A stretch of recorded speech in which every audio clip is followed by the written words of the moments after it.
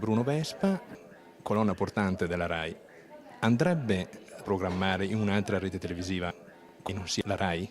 Senta, io ho sempre detto che finché la RAI mi vuole, io resto lì. Ci sono nato, ho vinto il concorso alla RAI quando avevo 24 anni e quindi non ho nessuna ragione per andarmene.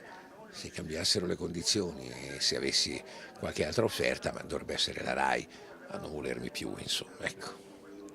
Parliamo di nuove tecnologie. Lei cosa pensa di internet e di questo svilupparsi dei media? Mi fa una certa impressione perché io sono nato in un'altra epoca e mi sono formato professionalmente in un'altra epoca, l'epoca nella quale queste interviste si facevano con la pellicola che aveva bisogno di essere sviluppata, anzi addirittura c'è una pellicola che si chiamava Invertibile perché non aveva bisogno, faceva un solo passaggio, non lo sviluppo e la stampa come la pellicola cinematografica, quindi nonostante avessimo dei grandi maestri che riuscivano a fare tutto questo in pochi minuti, abbiamo fatto dei grandi miracoli, io mi sono formato e quello mi è servito e oggi è un altro mondo, insomma.